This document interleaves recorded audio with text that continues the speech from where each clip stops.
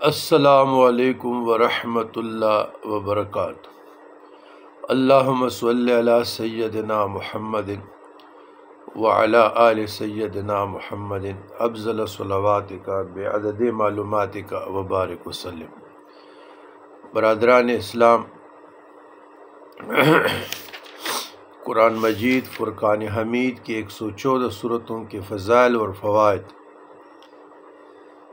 و مجربات بزرگان دین میں سے آج کی سورت کے خواص فضائل سورہ انفال۔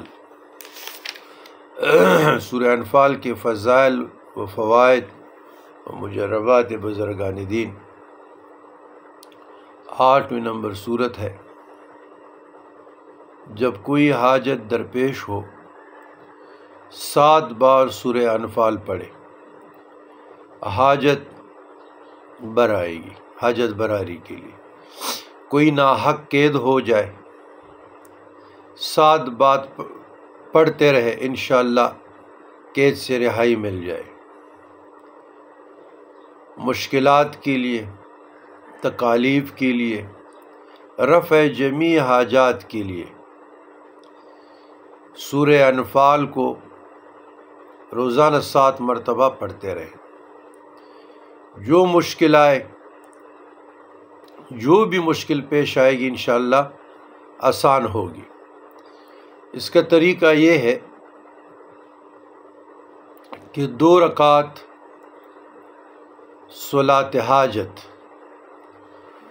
2 رکعت صلاۃ حاجت، اس کے بعد 1 مرتبہ سورہ فاتحہ، اور پھر درود ابراہیمی 1 یا 3 مرتبہ، اور اس کے بعد ایک ہی نشست میں سورہ انفال 7 مرتبہ پڑھی جائے۔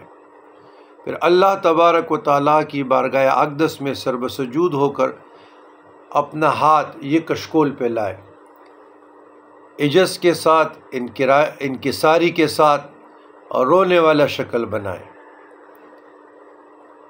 انکساری، اور اللہ کے بارگاہ میں اپنے حاجات کو، اپنے تکالیف کو، اپنے مصائب کو، اپنے آزمائش کو لے جائیں، پیش کرے اس کے حضور۔ یا اللہ، اپنی قدرت سے اور سورہ انفال کی تلاوت سے، اس کے ذریعے سے، اس کے صدقے سے میری یہ مشکل، یہ جو حاجت ہے میرے لیے ایک پہاڑ کی مانند بنی ہوئی ہے، میں بے بس ہوں، بے بس ہوں، میرا کوئی بس نہیں چلتا، یا اللہ اس کو ریزہ ریزہ کر دے۔ تو تمام تکالیف کے لیے، حاجات کے لیے، تنگ دستی مفلسی کے لیے، مقدمات کے لیے، ظالم کی ظلم سے نجات کے لیے، جتنی بھی مشکلات ہے تو آپ تصور میں رکھ کے اس طریقے سے پڑھتے رہیں، تو انشاءاللہ العزیز حاجت براری ہوگی، مشکلات میں آسانی ہوگی، تنگ دستی اور مفلسی سے نجات ہوگی۔ تو لاعلاج امراض کے لیے بھی،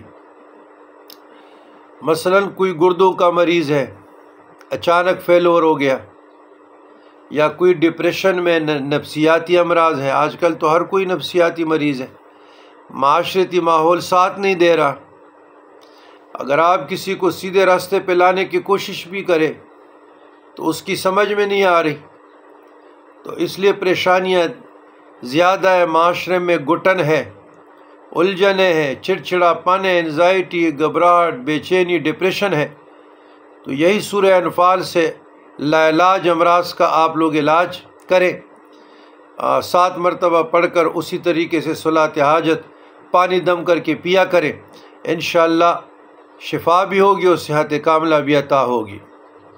تو ہماری دعا ہے کہ جہاں تک میرا یہ پیغام پہنچ رہا ہے تو آگے لوگوں کو آپ شیئر کریں، کیونکہ جو مذہبی ویڈیوز ہیں اس کو ویو بڑے کم ملتے ہیں، اس لیے کہ لوگ مذہب میں، دین میں، روحانیت میں دلچسپی کم لیتے ہیں، اور فحاشی اور یعنی جو ہے اس میں زیادہ لیتے ہیں۔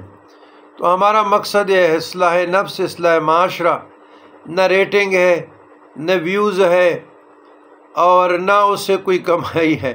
ہمارا کمائی یہی ہے کہ دعوت و تبلیغ، اصلاح نفس، اصلاح معاشرہ، آپ لوگوں تک پیغام پہنچے، آپ لوگوں کی اصلاح ہو جائے اور ہمارے لیے ذریعہ آخرت کا بہانہ بن جائے۔ تو یہی بزرگان دین کے تعلیمات ہے اور یہی تعلیمات صوفیہ ہے جو ہم بیان کر رہے ہیں۔ کوشش کرتے ہیں کہ ہم اپنا بھی اصلاح کریں، آپ لوگوں کو بھی اصلاح کریں اور کسی کا فائدہ ہو تو انشاءاللہ فائدہ مند رہیں گے، اس پہ عمل کریں۔